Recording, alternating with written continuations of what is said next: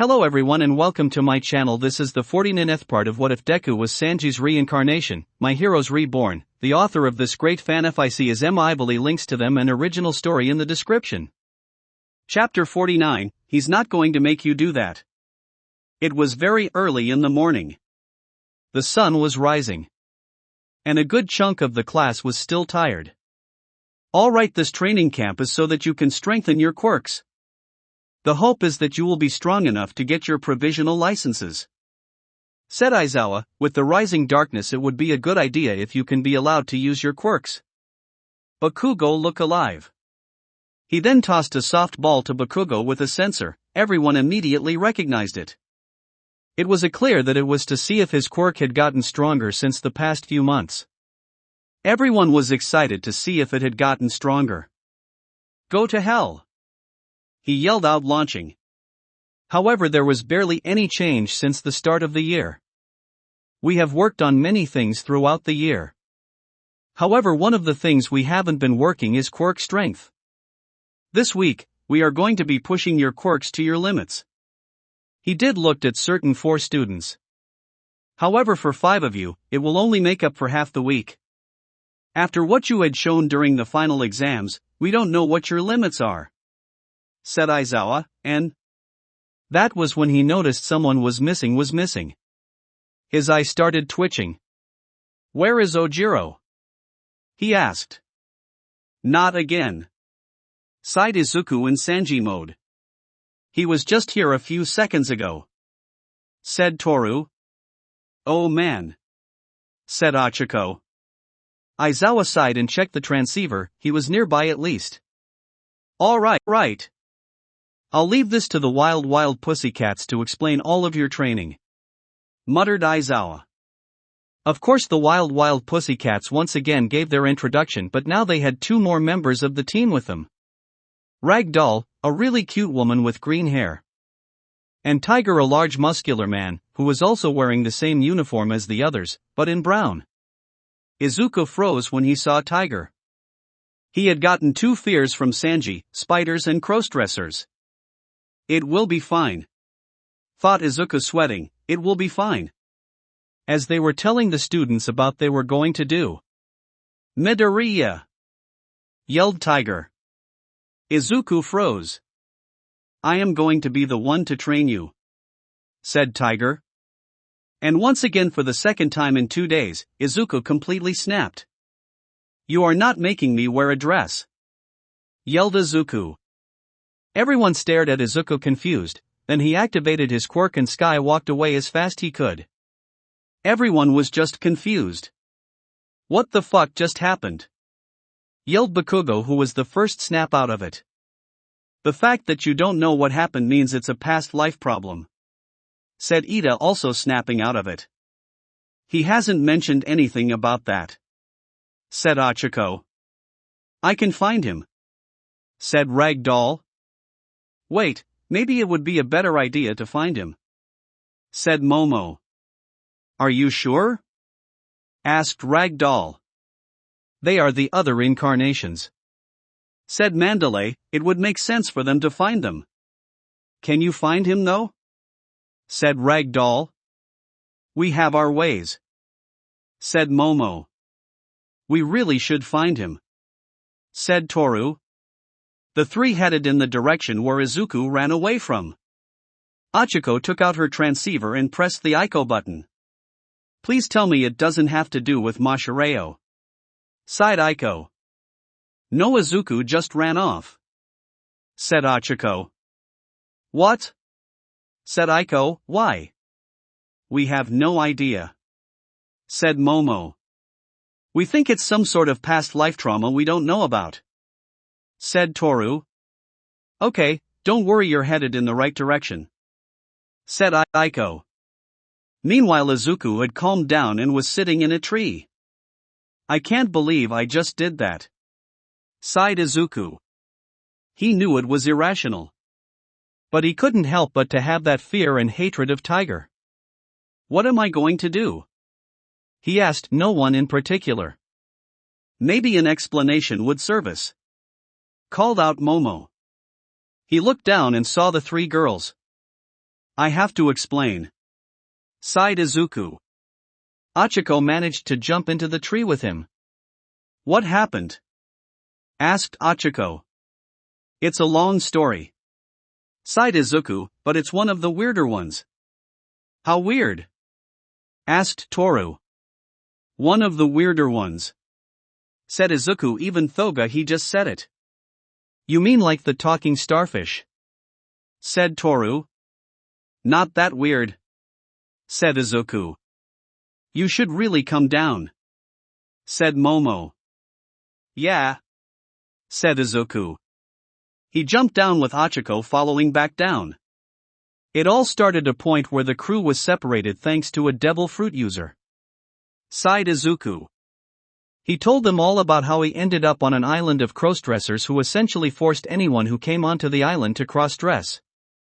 However, it only got worse when something happened to Luffy and he had to stay on that island for 2 years in order to get stronger because of what happened.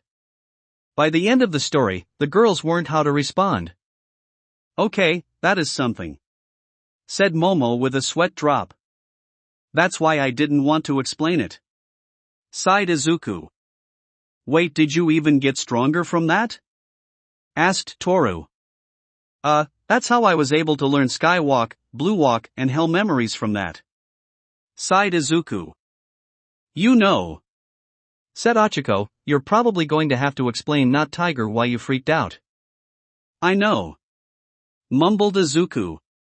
Back in the area that was being used for training, Aizawa came back with Mashireo. As he was going to be working with Kirishima, he noticed Kirishima was waiting. However, he noticed that he wasn't the only one waiting for someone, so was Shoji. He also noticed that Izuku, Momo, Hachiko, and Toru were missing. They didn't go searching for me, did they?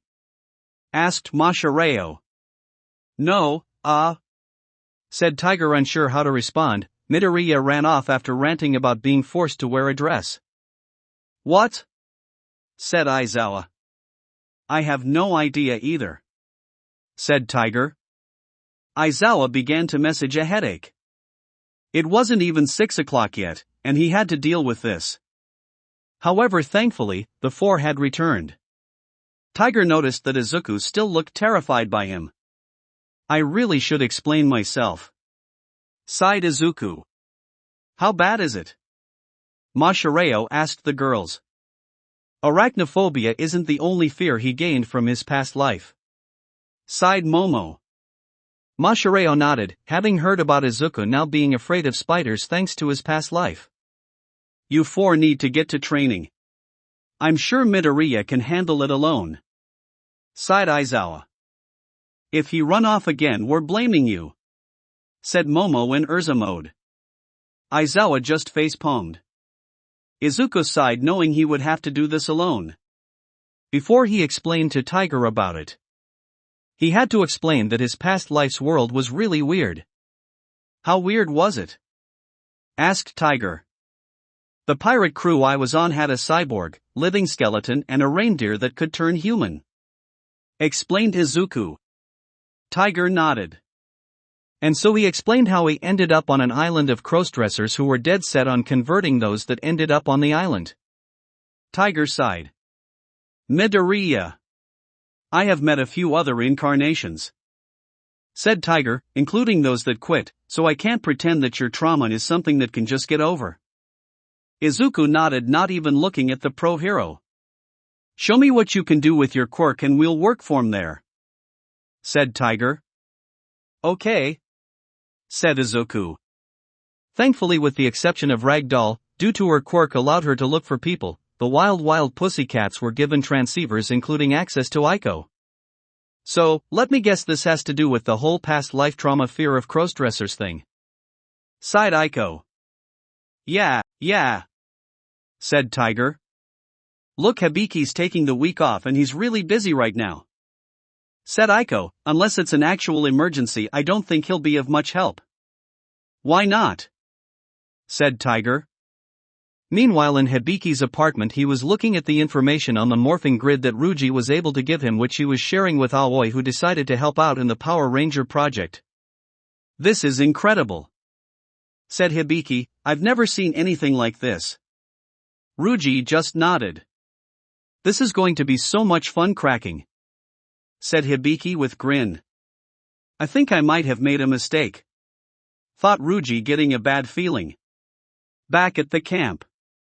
"Let's just say there's science afoot," said Aiko, "and you don't want to get involved with Hibiki in science." "I see," sighed Tiger. "Try to figure out things to help him, ask the other kids during breaks, and also don't dress up like a sexy spider," said Aiko. "What?" asked Tiger. "That was a bad attempt at a joke," sighed Aiko. He also gained a fear of spiders thanks to his past life. "I see," said Tiger, unsure how to respond. That was when Izuku channeled his quirk Thought How Body and performed a kick that caused a huge gust of wind, surprising Tiger. "Also, I should give you the heads up because it's clear that none of the teachers didn't, but Izuku, he's the strongest past life that priestess ever found, so you have both your work cut out for you, yet not at the same time," said Aiko. "Good luck with trying to corral him." Tiger's sweat dropped at the sassy AI. Soon enough Class 1B showed up for training. However, the whole day was hard. Tiger tried his best not to trigger Izuku's traumas, and it seemed to work. However, once dinner started, things got interesting. Everyone was exhausted from training, and it was clear that most of them weren't able to do much. "Sorry, but tonight you are going to have to cook for yourselves," said Ragdoll, "and tonight you're cooking curry." "Would it be possible for only one of us to cook for everyone else?" asked Izuku, who seemed mostly fine. "That's a bit cruel, but if that person thinks they can be up for it," said Ragdoll. All of Class 1A all realized what Izuku was getting at. "You think can handle it?" asked Momo. Izuku entered Sanji mode. "I can more than handle it," said Izuku. "All right," cheered Kaminari. "I finally get to eat it again." "Show your stuff, Deku," cheered Ochako. And with that, Izuku took charge of cooking. Much of Class 1A finally excited to eat the fabled cooking that they'd been hearing so much about, while Class 1B was confused at what was going on. But still, the fact that Izuku was able to make all that food was just surprising. But still, he was able to do everything on his own. He also made several batches, of various intensity, from mild to a red-hot super spicy. "Dinner is served," said Izuku once it was all done. Soon enough everyone was digging into dinner. "Oh man! This is the best food I have ever had in life!" yelled Kirishima. "I can't believe you were able to do this all on your own," said Siro. "Yeah, well, when you cook for someone that ate 10 times his own body weight and insisted on 5 meals a day, you tend to learn how to cook large portions," said Izuku, blushing. The entire class all stared at Izuku. "And I think I just figured out why he gets so defensive about being the cook," said Kyoka with a sweat drop. Class 1B, however, was eating the curry up as well. "Well, expect for Monoma. Honestly, you're just feeding into Class 1A by doing this," muttered Monoma. "Are you going to eat yours?" asked Tetsu. Monoma noticed the way that Tetsu and several other classmates were looking at his plate. Monoma scowled. He was extremely hungry and knew he had to eat too. He took a bite. He gritted his teeth. "You might be a supreme chef, but we will figure out other ways to beat you," yelled Monoma. Izuku just sweat dropped. "Don't listen to him, you know how he is," said Ochako. "Yeah," said Izuku. Izuku then noticed Kota nearby, glaring at them and walking away. "Kota, it's time for dinner," called out Mandalay. Izuku sighed, watching as the boy left. He had the feeling he should do something. Still, the first full day of camp was something, interesting. And it was only getting started, and hopefully for the rest of camp Izuku would be able to get over more of his past life's fear of crossdressers. After all, it was clear Tiger wasn't like the ones from his past life. But it really depended on what would happen for the rest of the week, because none of them knew what was being planned in the shadows. That will be it for this part. I hope everyone enjoyed. If you did, please leave a like and comment if you want part 50. If you want to hear more from me, subscribe. I hope to see you all in the next one.